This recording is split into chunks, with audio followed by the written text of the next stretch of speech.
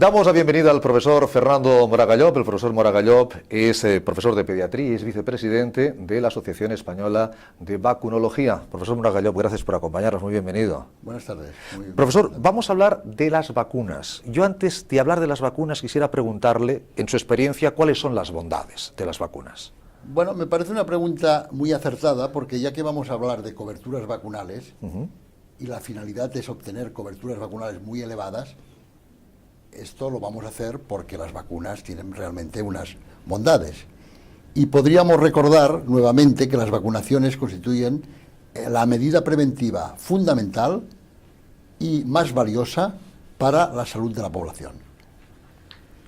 Gracias a las vacunas hemos conseguido disminuir la incidencia de muchas enfermedades y eso supone disminuir pues el sufrimiento, discapacidades, secuelas e incluso la muerte. Y hasta tal punto que en algún caso, como la viruela, la hemos conseguido erradicar de todo el mundo.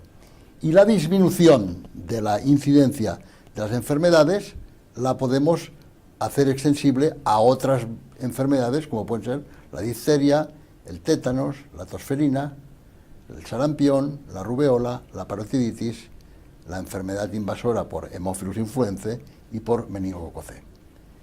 Y además, otro hecho muy importante de las vacunas es el beneficio económico que reportan para la población y para el Estado. Recientemente, el profesor Cío de Cuadros, que es un ilustre epidemiólogo y que estuvo en Madrid recibiendo el premio de la Fundación BBVA, Fronteras del Conocimiento en Cooperación y Desarrollo, nos recordaba que a medida que se beneficia la salud individual, el país, el beneficio económico, colectivo, el progreso económico es mayor. Y decía él, por cada euro que se invierte en vacunas, se recuperan más de 10 euros en salud poblacional, en salud pública. Pues estamos en un momento donde esa proporción es fantástica para las arcas de cualquier economía y sobre todo la economía española. Cuando hablamos de vacunas, profesor, todo el mundo habla del calendario vacunal, ¿eh? Todos los que hemos sido padres, somos padres, y todos los que ahora son papás de niños pequeños en edad vacunal, aunque todos estamos en edad de vacunación, como aquí hemos hablado en otras entrevistas, nos preguntamos, ¿cuáles son las vacunas que están incluidas dentro de ese calendario vacunal que tienen ustedes, profesor? El calendario en el cual se deben basar los 17 calendarios de las 17 comunidades autónomas y los 2 de las 2 ciudades autónomas es el llamado calendario del Consejo Interterritorial del Sistema Nacional de Salud, cuya última edición se publicó en el 2007. En este calendario se incluían 12 vacunas: difteria, tétanos, tosferina, hemófilus, hepatitis A y polio, que son 6 vacunas que constituyen la hexavalente, la séptima, el meningococo C, la octava, novena y décima, las enfermedades que previenen la triple vírica, sarampión, rubeola, parotiditis, la número 11, la varicela, y la número 12, la vacuna del virus del papiloma humano. Pero con 3 salvedades que yo querría destacar. En primer lugar, la vacuna de la tosferina, todas las comunidades, o la mayor parte de las comunidades, la administran hasta los 6 años de edad. Solamente Ceuta, Melilla, Madrid y el calendario de la Asociación Española de Pediatría contempla la administración de una 6ª dosis en la adolescencia. En segundo lugar, la varicela está en el calendario de las comunidades autónomas, pero está a los 10, en la franja de edad entre los 10 y 14 años, cuando el 90% de la población ya la ha tenido. Sin embargo, hay 4 comunidades autónomas, Ceuta, Melilla, Madrid y Navarra, al igual que el calendario de la EP, que la contempla en el 2º año de vida, que es cuando tiene su máximo valor preventivo. Y después, la vacuna del virus del papiloma humano, todas las comunidades la contemplan en una cohorte de niñas adolescentes, pero la Asociación Española de Pediatría, con muy buen criterio, recomienda hacer un catch-up, una recuperación, un rescate de todas las adolescentes hasta la finalización de la edad pediátrica, vacunándolas con la vacuna del virus del papiloma humano. Esta es un poco la situación de esas 12 vacunas. De las vacunas que están contempladas en ese calendario, no un calendario unificado, como vemos. Luego hay más vacunas, evidentemente. Y esa es la siguiente pregunta, profesor Moragallo. ¿Cuáles son las vacunas no incluidas en el calendario vacunal? Las vacunas que no están incluidas en el calendario vacunal, pero que están incluidos en algunas comunidades autónomas o en el calendario de la EP, son las siguientes. En primer lugar, la vacuna del neumococo, incluida hasta hace poco en la Comunidad de Madrid y actualmente únicamente, al menos según las últimas informaciones, solamente en la Comunidad de Galicia. En segundo lugar, y recomendada por la Asociación Española de Pediatría. En segundo lugar está la vacuna del rotavirus, que solo la recomienda la Asociación Española de Pediatría y no la contempla en ningún calendario oficial. Y en tercer lugar está la vacuna de la hepatitis A, que la contemplan las ciudades autónomas de Ceuta y Melilla y la Comunidad de Cataluña en un plan piloto que está haciendo de vacunación de hepatitis A y más hepatitis B. Esta sería la situación de las tres vacunas que no están incluidas en el calendario oficial. Y si vamos por diferentes extractos de edades, profesor, ¿qué cobertura se dispone en las diferentes edades desde el nacimiento hasta la adolescencia? Bueno, quizás en primer lugar convendría fijar el concepto de cobertura vacunal, que es muy sencillo. La cobertura vacunal es un número, un porcentaje que nos dice en un momento determinado qué parte de la población de una edad concreta ha recibido tal vacuna. Por ejemplo, si decimos que los niños de un año, la cobertura vacunal de la vacuna antimeningocócica C en los niños de un año es del 96%, queremos decir que todos los niños de menores de un año han recibido las 2 dosis de esa vacuna. Las coberturas vacunales es una cifra cambiante por cuanto, y eso es muy lógico, son más elevadas en el primer año de vida y van disminuyendo a lo largo de la vida a medida que primero el niño, después el preadolescente y después al adolescente va perdiendo contacto con el sistema sanitario. Va mucho más al médico un lactante de 5 meses de edad que un adolescente de 14 años de edad. Por eso tiene cierta lógica, entre comillas, que nos encontremos con estas variaciones. Y así podemos ver en la diapositiva que les he traído cómo, por ejemplo, en este estudio que nos presenta cada año el Ministerio de Sanidad, pueden ver en la columna de la derecha, cómo la vacuna de la difteria, tétanos y tosferina en el primer año tiene una cobertura del 96,6%, cifra muy similar a la del año anterior, pero cifra superior a la de 1992, que fue cuando se empezó a hacer estos estudios de coberturas vacunales a nivel del Estado. En el primer año de vida vemos también coberturas de 96,6% de la polio, coberturas del 96 y 97% del hemófilus y del meningo C, del 96% de la hepatitis B, o sea, cifras muy altas. Sin embargo, cuando vamos a la vacuna de recuerdo en el segundo año de vida, de difteria, tétanos, tosferina, polio, vemos que ya ha disminuido algo en relación a la del primer año de vida, de 96,6 ha pasado a 93,7.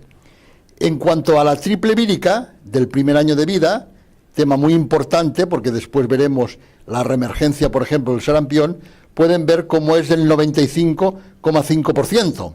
Pero eso no es más que una cifra media, y la cifra media quiere decir que tiene dos valores extremos, un valor inferior y un valor superior.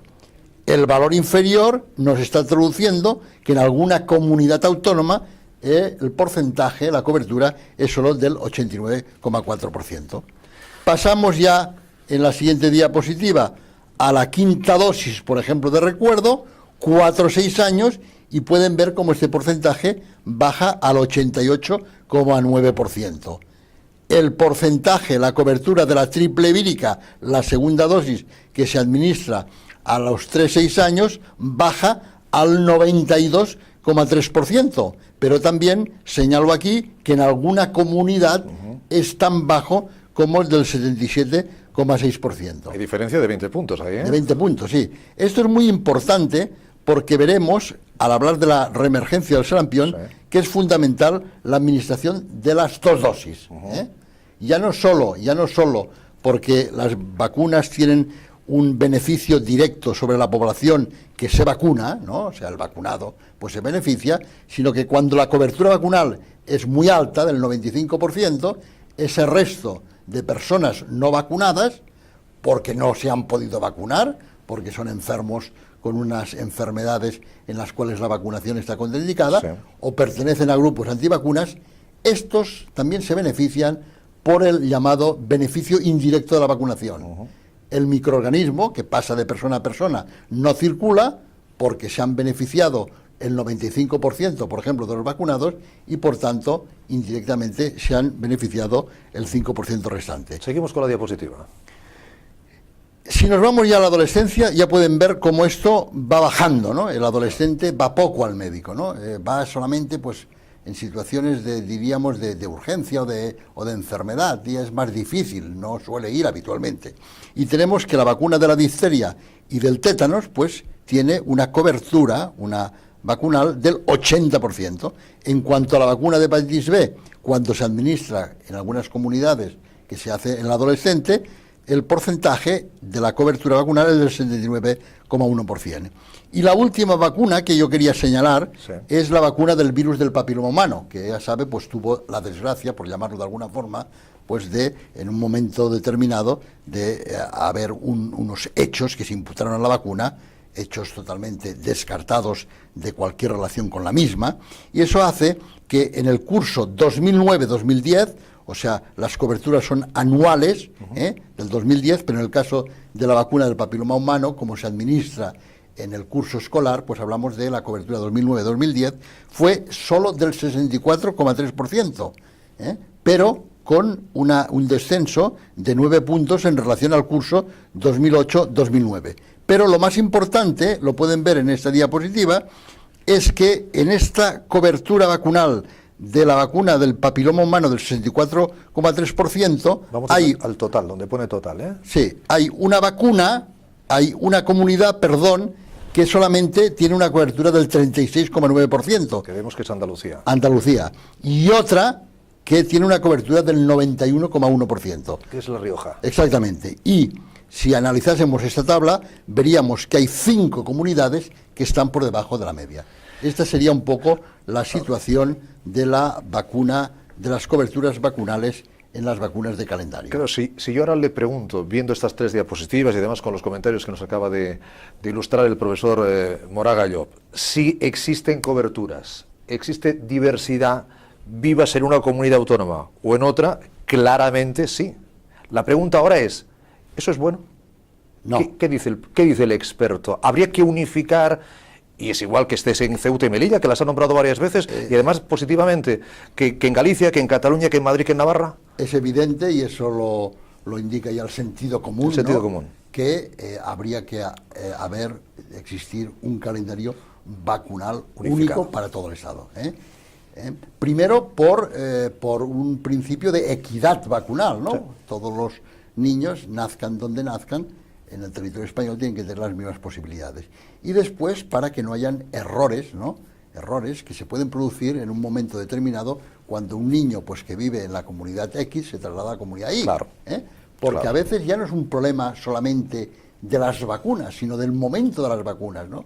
Hay la vacuna del meningococo, pues, que se administra en unas comunidades a los 2-4 meses y en otras a los 2-6 meses, ¿no? Pues podría darse el caso que un niño viajase de una comunidad a los 5 meses ya vacunado a los 4 meses, llegase a una de los 6 meses, el médico no estuviese muy al tanto o no le presentase en el carnet vacunal y recibiese una dosis de más. No pasaría nada, pero es una dosis innecesaria. Que se pierde de alguna manera. Estamos finalizando. Habrán oído al profesor Moraga Llop hablar, mientras veíamos las diapositivas, de reemergencia, es decir, de haber bajado pero haber vuelto a subir la incidencia de esa patología. Por ejemplo, el caso del sarampión. ¿En qué países vuelve a rebrotar cuando era ya una enfermedad que se podría decir erradicada, que no existía? Pues dramáticamente, a pesar de las bondades que hemos citado al principio, han reemergido ciertas enfermedades como la que usted muy bien pregunta del sarampión. Y además ha reemergido en la Europa, ¿no? En países, por ejemplo, Latinoamérica tiene un plan de erradicación, de eliminación del sarampión, que ha permitido, pues, que no haya sarampión, ¿no? Y más bien seamos, diríamos, los europeos, cuando se trasladan a Latinoamérica, que puedan transmitir el sarampión. Si vemos en la diapositiva que les he traído, la incidencia de sarampión en Europa, yo diría yo que es alarmante. Es alarmante porque en el año 2011, ¿no?, datos todavía provisionales, se han producido más de 30.000 casos, ¿no? Estos 30.000 casos han conllevado, pues, 8 muertos, 27 niños con encefalitis, 1.500 niños con neumonías, ¿no? Problema muy grave. Y vean, por ejemplo, la alta tasa de casos que ha habido en Francia, más de 15.000 casos. En España, 1986, pero cuando se han cerrado los datos, a 30 de junio de este año, ¿no?, que nos han llegado los informes, pues se han declarado más de 3.000 casos de sarampión en España. Por tanto, y esto lo podemos ver en la siguiente diapositiva, es un problema muy grave porque solamente el 15% de los que cogieron sarampión estaban vacunados. Y el 11,1%, o sea, casi todos los no vacunados, lo estaban con una dosis, que está claramente demostrado que para ser inmune hay que haber recibido las dos dosis. Solamente un 3% habían recibido las 2 dosis. Esto es lo que se refiere al sarampión. Pero hay otra, la tosferina, por ejemplo, sí, que también es una patología emergente. Sí, en la tosferina el problema ya es más complejo, porque yo diría que no podemos achacarlo solo a un descenso de la cobertura vacunal, que este es poco porque es una vacuna que se administra en los primeros años de la vida. El problema es que no se administra la vacuna en la adolescencia, como le decía yo al principio, ni en la edad adulta. Esto hace que si juntamos este hecho de una estrategia vacunal no adecuada con el hecho de que la efectividad de la vacuna de la tosferina oscila alrededor de un 80% y que la inmunidad se pierde con el tiempo, o sea que cualquier persona a los 4, 6, 8, 10, 12 años de haber sido vacunado pasa a ser susceptible, justifica estos brotes que se han producido de forma importantísima, por ejemplo, en Estados Unidos. En estos momentos, en Washington, hay un brote que ha afectado casi a 3.000 personas, 2.500 personas, ¿no? En Australia el año pasado 40.000 personas. Y en nuestro país, pues en Cataluña, en todas las comunidades, en Canarias, comentaban el otro día unos compañeros, ¿no?, hay verdaderos brotes de tosferina, enfermedad que, por tanto, en contra de lo que piensa mucha gente, pues existe todavía y que puede ser muy grave cuando esta tosferina afecta a un lactante menor de 2 meses de edad. Sí, que habla el profesor, habla del primer mundo, Estados Unidos, Australia, España, Francia, hablaba hace un momento. Terminamos con la terna: sarampión, tosferina, poliomielitis. Poliomielitis, sí, otra enfermedad reemergente. La poliomielitis también es una que cree que ya había acabado, ¿no? Sí, la poliomielitis es una enfermedad que estamos luchando, que se está luchando para conseguir que sea la segunda enfermedad erradicada, ¿no?